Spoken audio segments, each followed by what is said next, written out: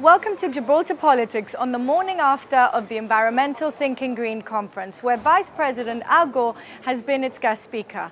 We are here at the Elliott Hotel Gibraltar to interview Lord Monckton, 3rd Viscount of Brenchley.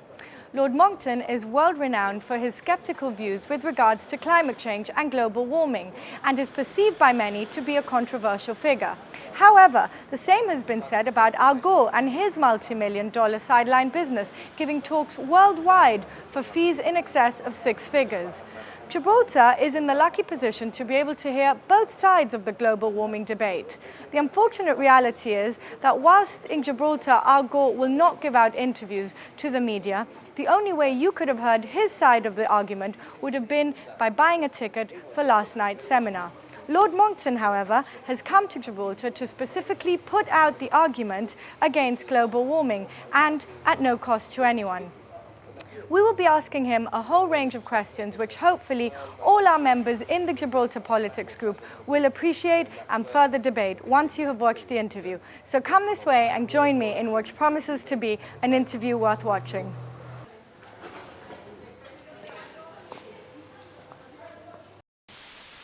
Lord Monckton, welcome to Gibraltar and the Gibraltar Politics Facebook debating group for our very first filmed interview today. It is a pleasure to be with you this morning. Please tell us what brings you to Gibraltar and what you are hoping to achieve during your time on the Rock. Well, I'm here at the kind invitation of Charles Scott, a very successful local businessman, who learnt that Al Gore was coming to a propaganda rally organised by your very socialist governing party, at which the socialist minister of the Environment, Health and Silly Walks was speaking. And so was Obama's campaign manager. And then we had Al Gore, a figure very much from the past, rather discredited now since the High Court a few years ago found 9 errors in his mawkish sci-fi comedy horror movie that was so serious that 77 pages of corrective guidance had to be circulated to all schools before it was shown. So this collection of extreme leftists were putting on a rally at taxpayers' expense. Heaven knows what it cost to get Al Gore here, but he is not cheap. Lies are very expensive. The truth, my visit here, which is, of course, to give the other side of the story, comes free. Nobody's paying me a speaker fee, but if you feel like sending me a large cheque, then please do. One question I was interested to find out was, there are plenty of other worthy causes that one may be wanting to champion. What was it exactly about global warming itself that struck a chord for you and made you want to deal with? Very interesting that. The first thing is, I'm not actually a champion of a cause. I'm an inquirer into scientific truth. I'm a seeker after truth, in the beautiful words of Abu Ali ibn al-Hasan ibn al-Haytham, who was the first proponent of the scientific method in 11th century Iraq. And he said the seeker after truth does not put his faith in any mere consensus. Instead, he checks. When I began checking what we were told was the consensus on climate change, I found a number of things rather startling. First of all, there wasn't a consensus. There isn't a consensus. And on a scientific question like this, there never can be a consensus. Secondly, even if there were a consensus, it would tell you nothing about the truth of the proposition to which the consensus adheres, because that's logically fallacious. So my concern was that the West itself could go down under this particular scare, which had the unique capacity to allow the West to collapse itself from within if too many people at the government level, particularly on the left, began believing in this rubbish. Now they no longer really believe it, but they go through the motions of believing it because that's the party line. And of course their word for the party line is consensus. But the danger was that with the refusal of the left to debate this issue logically and scientifically, the West could be driven bankrupt, if it's not going to go bankrupt anyway, by the enormous overspending on perfectly useless windmills and solar panels and other such boondoggles that are being suggested by them. And why do they suggest this? Why are they so keen on this? Well, one reason is that the fossil fuel companies are big donors to right-wing political parties, particularly in the United States. And so the reason why President Obama wants to attack the coal companies and has prevented 166 new coal-fired plants just in the last 4 years is because he knows that the companies that would make money out of these would give some of that money to his political opponents. Now, the right doesn't do this. We do not set public policy on the basis of how much damage we can do to the funding of our opponents. That would be grossly irresponsible, but then the left is grossly irresponsible. And the danger was that not only would we lose the West, but we would lose the age of enlightenment and reason that created the West, the age in which these questions were not settled by political prejudice of the most poisonous kind, but were instead settled by genuine and careful scientific inquiry, rather than the kind of childish polemic that we got from Al Gore here yesterday. So, based on your passion for the truth, you have challenged Al Gore to a tete-a-tete, but he has declined your... He hasn't declined, he hasn't answered, he doesn't dare. He doesn't dare. If you could ask Al Gore a few questions, or a question, or you had the opportunity to meet with him, and he was forced to give you an answer, despite how inconvenient that truth may be, what question do you think you would pose to him? Based on his talk last night, which was a series of weather disasters in the last couple of years, all of which were blamed on global warming, I would ask him just one question. Given that all of these disasters happened just in the last 2 years, and given that there has been no global warming at all for 16 years, according to all the major global temperature data sets, how come global warming that hasn't happened could have caused these disasters that have happened? There is no way. Now, of course, global warming was predicted to have happened, but you can't say that global warming predicted for tomorrow that hasn't happened today has caused yesterday's and the day before yesterday's climate disasters. There's a fundamental error of logic there. It's really as simple as that. And I would have liked to confront him with that. He showed a temperature record going back to 1850 yesterday, but he was very careful not to allow you to see that at the top end of the record there's been no global warming for 15 years. And what that means is that the rate at which the planet is warming is less than half of what the UN's climate panel and the computer models worldwide on which it relied had predicted a generation ago in 1990 in their first assessment report on the climate. In other words, the modelers got it wrong. And yet Al Gore is taking no notice of the fact that the predictions, the lurid predictions that they were making, have all been proven wrong. He's still carrying on as though the world was continuing to warm up at the rate they predicted, when in fact it has never done so, nor will it. You cannot deny, however, that his statistics and his quotes from impressive scientists and professors are quite impressive and sound very robust. Well, if you will believe that, as the Duke of Wellington used to say, you will believe anything. He quoted only half a dozen scientists in total. 3 of the quotations were from one scientist with whom he is financially connected, James Hansen of NASA, who is not so much a scientist these days as a many times arrested propagandist for the extreme version of global warming. He's been caught time and time again bending the evidence. I can give you one example of this. I was due to testify in front of the Kentucky state legislature 4 years ago. And when I arrived there, I discovered that sheets were being handed out with a lengthy statement by Hansen telling people not to listen to me. But at that stage, he had never seen anything published by me. He had never seen the content of the presentation I was about to give, but he was prepared, as a scientist, to condemn what he had not even read. That's the guy that Al Gore is relying on. He then quoted also from Kevin Trenberth, a known propagandist with whom I was given the chance by a local radio station in Colorado a few years ago. I said yes, Trenberth said no, because I had published in the local paper a list of 23 errors that he had made in trying to attack the radio station for having dared to suggest that global warming might not be as big a problem as he'd said it was. So I'm not very impressed by Trenberth. He then quoted Richard Muller. Now, Richard Muller is somebody who went round last year saying, of course, I'm a climate skeptic. but he isn't a climate skeptic and never has been, and had said time and again in the past that he wasn't a climate skeptic. He was a true believer in the whole 9 yards. He pretended to be a climate skeptic for the purpose of carrying out, with funding from the coal industry, a research which he knew would demonstrate that the official temperature record of how the temperatures have changed over the last few years would be, broadly speaking, found to be correct. And then when it was found to be correct, he said, I'm no longer a skeptic, now I'm a true believer.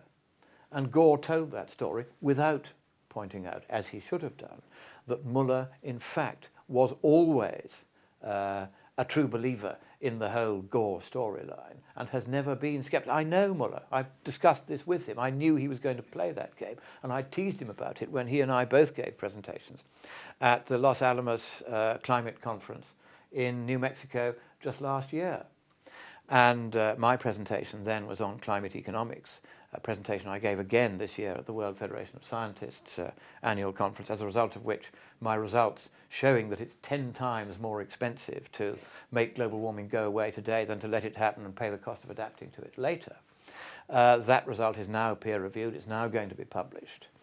And Gore has no peer-reviewed publications to his name. He knows none of this. So when he quotes these scientists, he's choosing very carefully scientists who have a known predisposition not to tell the truth on this subject. And they are not authorities. They are propagandists.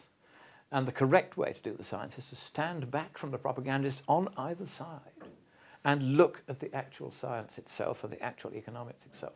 That's the way I do it. That's the way Gore is simply incapable of doing it. And he is incapable of quoting more than half a dozen scientists because there are very, very few who take the extreme position that he takes. Lord Monckton, it has been said that Al Gore has been likened to the biblical character Noah, urging mankind to jump on the ark, given his strong message. Given that in your speeches you quote from the Bible, what biblical character would you consider yourself most likened to? President Obama is known to one of his chief campaign managers as Black Jesus. So I don't think I'm going to aim that high. I really can't think. What would you think was the most appropriate? I've never been asked such a wonderful question before. I've been thinking about it myself, but I haven't come to a conclusion on that one. No. I think I would probably be one of Pontius Pilate's clerks, plucking at his sleeve and saying, you're about to make the biggest mistake in history. I think that would be me. I would be trying to point out to officialdom that they've cocked it up yet again. And of course, that was a wonderful moment. I don't know whether you've seen Titian's great masterpiece of our blessed Lord standing in front of Pilate with the light coming down from the roof of a wonderful sort of neoclassical dark building in the background. The whole thing is dark except for this shaft of light and the radiancy lighting up our blessed Lord himself. And Pilate and all his denizens looking rather gloomy in the face of this shining light. And of course, that was where our blessed Lord again gave a manifesto which would really be worthy of any scientist today. How does it go? Ego in hoc natus sum, et ad hoc veniam mundum, ut testimonium per hibeam veritati. For this was I born, unto this came I into the world, that I might bear witness to the truth. That's what Gore said he was doing last night. But as you've seen from my note of the proceedings, which we'll be circulating to everyone at my talk this evening, he has in fact serially and seriously got the science wrong. And my mission, really, insofar as it is a mission, is simply to make sure that we restore logic and scientific rationality to scientific debate once again. So from your experience of going around the world and speaking to so many people about the fallacy of climate change, what has been the most remarkable reaction that you may have had from somebody who clicks and realizes that what you are saying is in fact the truth? That's quite interesting. It happens a lot. And so I can't point to any one that was particularly a kind of Damascene conversion. And I don't see this as a process of conversion anyway. It's a process of trying to help people to learn once again this dangerously lost art of thinking logically and using the power of reason, which is one of the three great powers of the soul in Catholic theology. And so I mean, you get people who come to my meetings perhaps not being quite so sure where the truth is. And I can give you one example from Gibraltar, which is very topical. Dr. Cortes's brother did me the honour of coming to my press conference on Friday here in Gibraltar. And when I asked the audience there at the end of my presentation how many of them believed in Gore's side of the story and thought that global warming was the biggest problem we face, only one hesitant hand went up, and that was Dr. Cortes's brother, who said that he wasn't sure either way. And I think that previously he would have been sure, and that now, having heard that there are serious scientific and economic arguments in the other direction, he is correctly rethinking his position. And you see, I'm not expecting him to come out and say, global warming, there's no such thing. Even if it was, it didn't matter. Because, of course, there is such a thing as global warming. It is likely to happen. We are going to get, I think, a steady upward drift in global temperatures. But it's not going to be anything like as bad as the usual suspects think. There was another moment yesterday where there were some left-wing journalists sitting next to me. One of them started to go on about how could I second-guess all the scientists. I said, it's very simple. I can read their papers, I can do their mathematics, I can understand their physics, I can work the equations. And I said, I can tell you that 2/3 of all the global warming predicted by the usual suspects in the IPCC is something which is guesswork. There is no scientific basis for it. There's no way you can measure it. They've simply guessed it. We know roughly where 1/3 of the warming is going to come from, and that is in the right ballpark. It's around 1 Celsius for a doubling of CO2 concentration. But the other 2/3 caused by so-called temperature feedbacks. All those feedbacks are, in essence, guesswork. Gore tried to pretend otherwise last night, but he was dishonest again. And it's very interesting, this habitual dishonesty. What he did was, there was a slide that he had which correctly stated that as the atmosphere warms, it can hold more water vapour, which is a greenhouse gas, amplifying whatever the original warming was caused. But he twice then, instead of saying what it said on the slide, said it does hold more water vapour. And then he tried to produce statistics proving that. But we have no way of measuring what the percentage of water vapour in the atmosphere is, because it's not a well-mixed greenhouse gas. It's not like CO2, where it's more or less the same within 5% wherever you are. It varies hugely. You know, the absolute and relative humidity are varying all the time from place to place, from altitude to altitude, latitude to latitude. There is no way we can possibly measure how it's changing. And therefore, quite understandably, the science is conflicting on this. But he said, no, it's definitely rising, and that's because of global warming, when there is absolutely no basis for that assertion in science. Turning now to UK politics, you are a prominent member of the UK Independent Party, and I understand that UKIP have been interested to start a presence in Gibraltar. Can you please explain to our viewers what the differentiated policies are of UKIP? Very simply, the United Kingdom Independence Party believes that the United Kingdom should be independent. In other words, that it should not be governed by the unelected commissars, that's the official German word for commissioners, in the European tyranny by clock. Instead, we should have a British government elected by the people and removable by the people if we don't like what the government's done. We mustn't have these permanent dictatorships whom we don't elect overseas. Now you may say, yes, but we do elect a European Parliament. And at the moment, you can see how silly that is, because Gibraltar doesn't even have its own seat. It has to share it with Cornwall. And how much sense does that make, geographically speaking, if you look at the map? And so the European Parliament, in any case, has absolutely no power. Most people don't know this. They think it's a parliament because it's called a parliament. But that doesn't mean it is a parliament. It cannot even bring forward a bill. Did you know that? Yeah. There you are. They're very careful that you shouldn't know this. And your newspapers won't tell you any of this because it's all boring constitutional stuff. But actually, underneath the boring constitutional stuff is the reality that the European Union is not just undemocratic, it is anti-democratic. It is against the democracy that has made Europe great. The European Union is the biggest threat to Europe that now exists. And so Britain's policy to differentiate us from the other parties is that we want the British people to be given a say on whether they want to stay in or come out of the tyranny by clerk that is Europe. The Prime Minister, David Cameron, has absolutely refused any such referendum and has just said so again only the other day. The Labour Party don't want a referendum because the European Union is essentially a Marxist tyranny, which they like. The Liberals are even further to the left than Labour, so even though they have publicly said they would be happy to have a referendum, in fact they will work behind the scenes to their utmost power to make sure there isn't one, because everybody now knows what the result would be. There would be a very substantial vote, probably as much as 60% of the electorate, saying we want to get out of the European Union altogether. We want the people to be given their say on that, and if that is their view, we want that view to be honoured by our government, and we want to leave the European Union.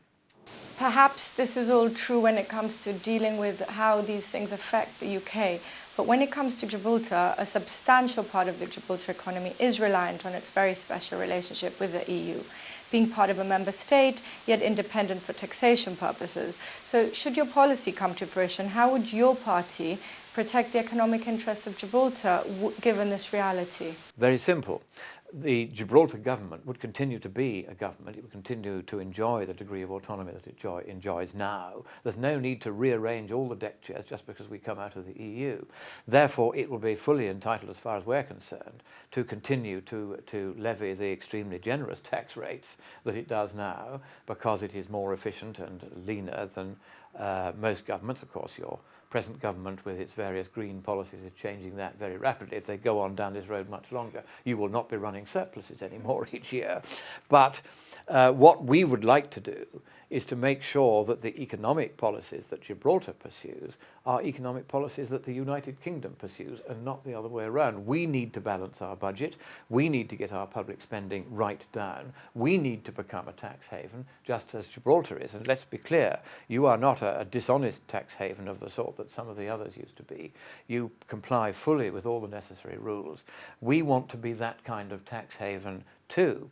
And so UKIP wants to learn from Gibraltar how to run a taut ship and run a sensible economy where we don't go bankrupt as we are going at the moment. Now, turning to our local issues here on the Rock, I'm sure you're aware of the emergency debate held in the House of Commons last week regarding Madrid's behaviour towards Gibraltar, in which people endured 6-hour queues to get out of the Rock. This follows the recent breaches of on our waters by Spain. In view of your previously stated love and admiration for Gibraltar and its citizens, what would UKIP's reaction to Madrid's behaviour be, and what would your message be to the people of Gibraltar and indeed to the British government? First of all, God bless the people of Gibraltar for standing by the Crown in the way which my own fellow Scots don't seem quite so willing to do. In fact, I think when the referendum on independence for Scotland comes, we will stay in the Union by quite a large majority. We know which side of the blanket our bread is buttered. We get huge subsidies from England. We're not going to throw those away. We're too canny for that. But what I would say to Spain is this. If you really want ever to be in control of Gibraltar, then treating the people of Gibraltar with the contempt that you treat them now, making them queue for 6 hours quite pointlessly at the border, encroaching in the tiny fishing waters of Gibraltar just for the sake of being a nuisance, applying behind everybody's backs to the European dictatorship for the right to encroach upon those waters, a right which appears now to have been granted. That is not going to commend itself to the people of Gibraltar much, is it? And so if they want to go on this way, they will guarantee that the people of Gibraltar remain Gibraltarian and independent of Spain. And so Spain needs to learn that in these international diplomatic relations, it is jaw-jaw and not war-war that's the way to do things. You need to talk and be friendly and go on a charm offensive. That's what I would say to Spain. Do not try this hostile policy because it's not going to work. And there's a very important consideration here that Spain has yet to learn, and that is that in the post-colonial dispensation of international law, under which Gibraltar, among other things, now lives. You are a colony, but you're a kind of post-colonial colony. You largely govern yourselves, and quite right too, and you do it a lot better than we govern ourselves. But you do govern yourselves, and under this post-colonial dispensation in international law, the right of self-determination of the people of Gibraltar is paramount. And what that means in plain English, rather than legal gobbledygook, is that if the people of Gibraltar decide they wish to remain with the United Kingdom, as they first said on the 10th of September 1967, now your National Day, and said again more recently in a second referendum by a genuine 97% majority, then that is how it's going to be, because the will of the people determines what their borders are and who they stay with and who they don't. And that's how it works. And once Spain comes to understand that it's not a question of just putting these irritations on, it's not a question of any sort of force against the people of Gibraltar, but instead it's a question of recognizing that it's the people of Gibraltar's will that determines who shall govern Gibraltar.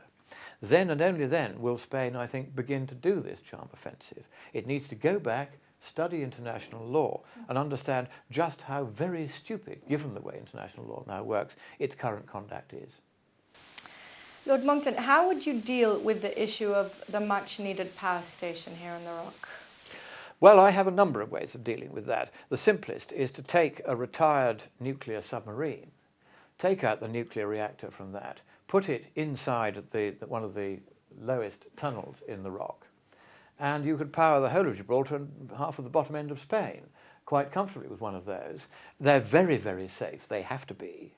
There'd be no nuclear radiation coming out of there because 10 feet of water or 1 foot of rock is quite enough to stop all nuclear radiation getting through, even if anything did go wrong.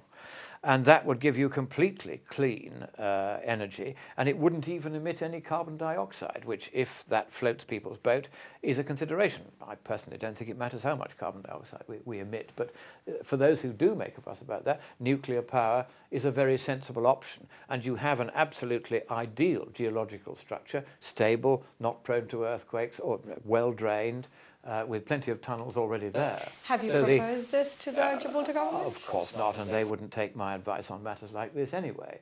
I'm no expert on power generation, let that be made very clear, but that is the kind of option, kind of rather radical thinking that I would carry out. You see, Gore last night said, nuclear power stations only come in very, very large size. That's not correct. They come these days in very small modules. In particular, South Africans have a design called the pebble bed reactor, where you can have one almost in your living room. It's not quite as small as that, but you can get almost down to that size. And you could certainly have a nuclear power station that would be just enough to give Gibraltar's present and future needs plenty of power reliably and safely, because the modern forms of nuclear power station have inherent safety features built in the way that the 40-year-old technologies at Chernobyl and 3 Mile Island and Fukushima didn't. So I am not frightened of nuclear power, and I don't think anybody else should be. It's actually caused less death per terawatt hour generated than any other form of power.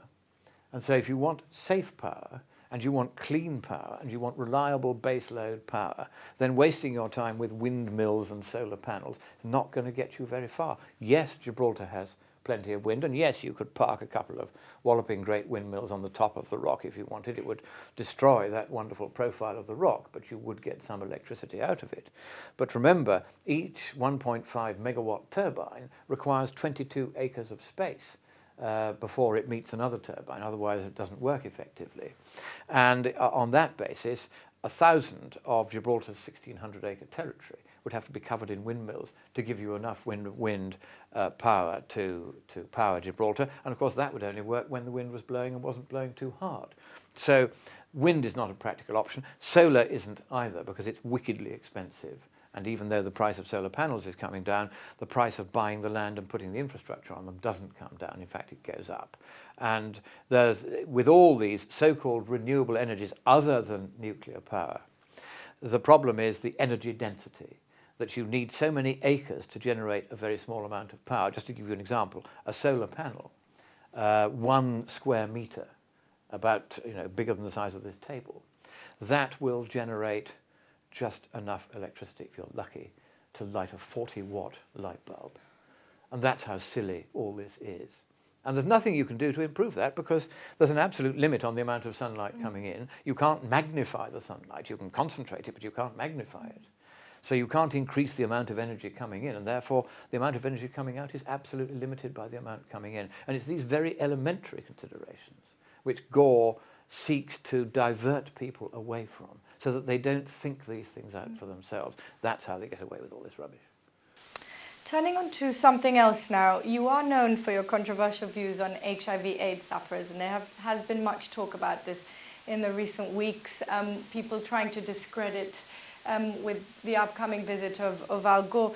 How would you say that you still uphold the same view today, that victims should be isolated until the disease is eradicated? Let me remind people of what I actually said, rather than what the left says I said. Now, the left, as it often does, politicised the HIV thing.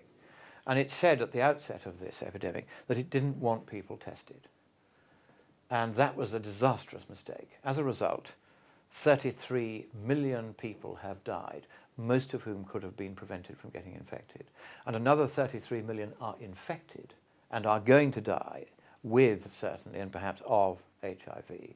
The treatments now are much better, but they're very expensive, and your life is pretty much wrecked once you get this disease. So I wanted to spare these deaths. And the way to spare them was to test everybody and then to isolate people, but in a manner nothing like as severe as the isolation for a much more readily transmitted disease. And I said this in the article concerned, but I also added, and this they never quote, I said, but Western sensibilities will not allow what would in the past have been the standard public health measure for dealing with a new and fatal infection that could not be cured. And therefore this will not happen. And the price of our sensibilities is that large numbers of people will die. And I was right. That is what has happened. Now, I don't think that what I said was at all unreasonable. It was in fact very gently expressed, very sensibly expressed. And every time somebody has thrown this at me, I've said, go to the American Spectator, where I wrote this as an article, get a copy of the article, read it, and then come back and tell me that there is anything in any way either unreasonable in it or incorrect in it, given how events have unfolded. I was right.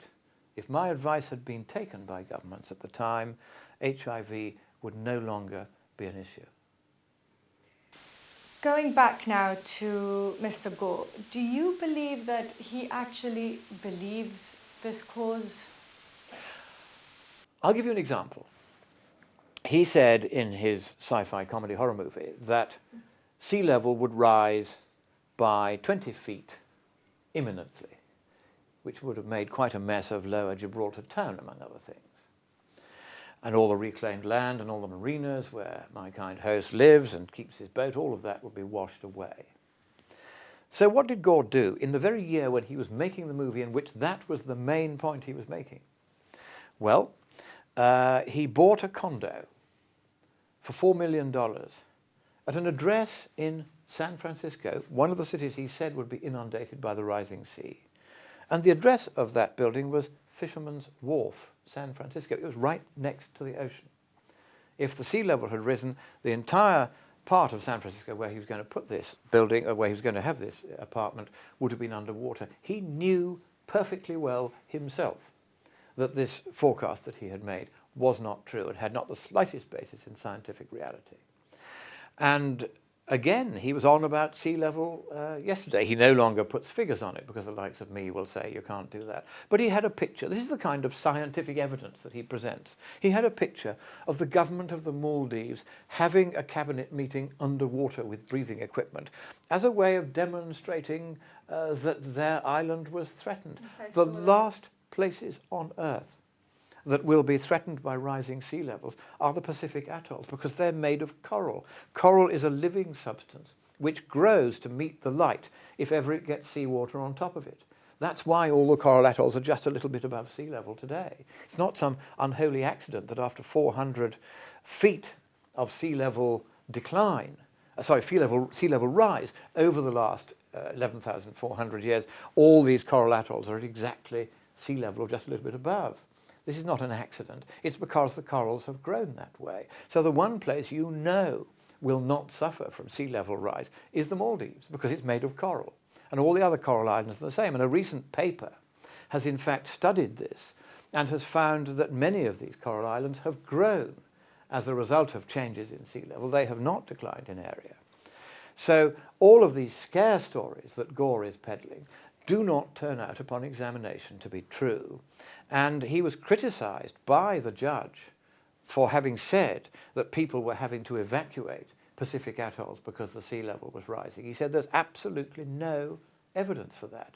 And here we are, 5 years later, and Gore is still peddling that lie, even though the Meteorological Office and the Department of Education in the UK, who were his representatives in the court case we took against him, admitted that our testimony was correct and admitted that the errors that the judge then put in his judgment were indeed errors. And he is still peddling them today. And I'll tell you what that is. It's financial services fraud.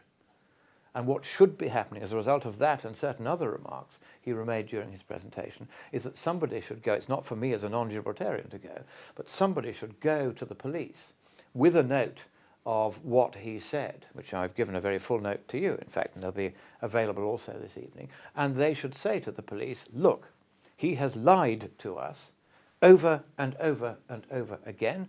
Even when he hasn't lied, he's exaggerated the dangers over and over and over again, and he is making money by this, not only through the enormous fee that the Gibraltarian government no doubt paid him, but also by having an investment management corporation in which buys into heavily government subsidised so-called green energy projects. And he is talking up a false prospectus in his own investment management company by mentioning these types of errors and not correcting them.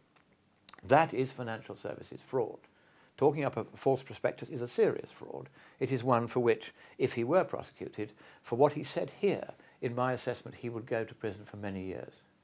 Are there many people like yourself who challenge Gore around the world and feel that you've come to a place that he needs to need to shout out that this is all the fraud, as you say? Well, I don't think it's a question of shouting. It's just a question of saying this is fraud. And it's the kind of fraud that governments sometimes indulge in. Your government is now indulging in it. You know, it spent taxpayers' money promoting effectively a financial prospectus which is not correct, and promoting him and his investment management company, which was specifically mentioned and named by the person who introduced the meeting. All of these indications are that the Gibraltar government itself may well be guilty of a fraud here. But here's the question. Most citizens treat their governments with perhaps undue deference. And I would be prepared to bet a very large sum of money that nobody can be found who will even take my note of what Gore said and go into a police station with and just say very gently to them, I'm unhappy about this, could you have a look at it? That's all you have to do.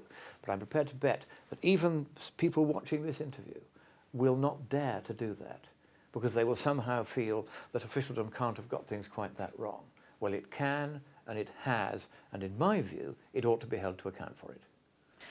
Even if you can, and as you say, you have disproved Vice President Gore's facts and statistics, wouldn't you agree that overall Gore's message is a good one, teaching the world to squander less, to be less greedy, or, you know, for whatever the future may hold, to be more frugal, to uphold certain values? Certainly not. The values, if he were to promote them, should be Christian values. And Christianity sets great store by using wisely the resources we're given. But we don't need an atheist to come round promoting this sort of rubbish. It should be left to religions to preach religion. It's up to the individual to decide at what level he wishes to live, how many food miles he has his strawberries and that kind of thing. He shouldn't be told by government what kind of light bulb he can have. These are all encroachments upon freedom. And essentially what they are really saying is we can't trust the people to understand for themselves what is right. And so we have to preach to them about it. Well, no, we don't. I'm a great believer in the common sense of the people. And that people know perfectly well that as energy prices go up, they will probably want to take steps to insulate their own houses, to make sure they don't waste energy. They don't need me or the government to preach to them about it. It's a matter of common sense.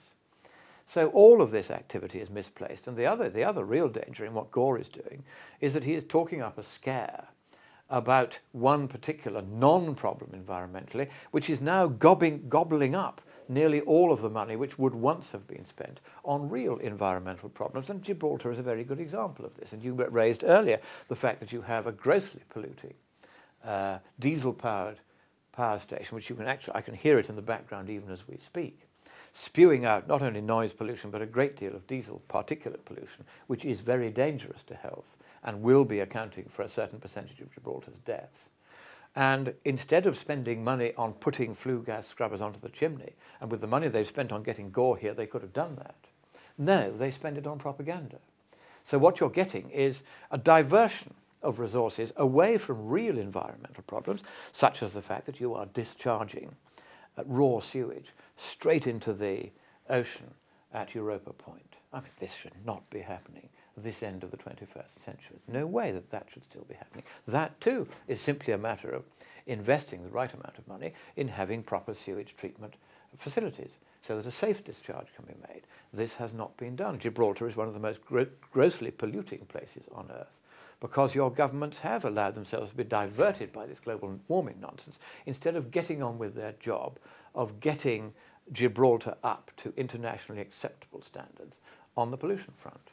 So I don't like to see this diversion of time and money and effort away from real environmental problems. Look at overfishing, another one that affects Gibraltar. Spain is the guilty party in European waters here. It flagrantly and frequently overfishes and has caused the destruction of fish stocks right across Britain's waters, which account for something like 5/6 of all European fishing waters. You'll be suffering from that here. These are problems which are real. They are addressable at a relatively affordable cost. But Gore is not raising consciousness of those issues. He's diverting attention away from those issues and towards the one issue that doesn't require any action at all, given that we've had no global warming for 15 years, and that establishes that the rate at which the planet warms in response to CO2 is, at worst, half of what the UN's climate panel says it is, and more like 1/3. Do you ever see the global climate change debate dying out and the truth, as you put it, coming out? It already has. The opinion polls have been showing for many, many years that people are largely seeing through this now. It's only governments that are the ones that are really keen on this, because it's a great way of increasing their powers of interference and taxation and regulation and control. And if you are control freaks, and most governments to some degree are, then all of this is music to their ears.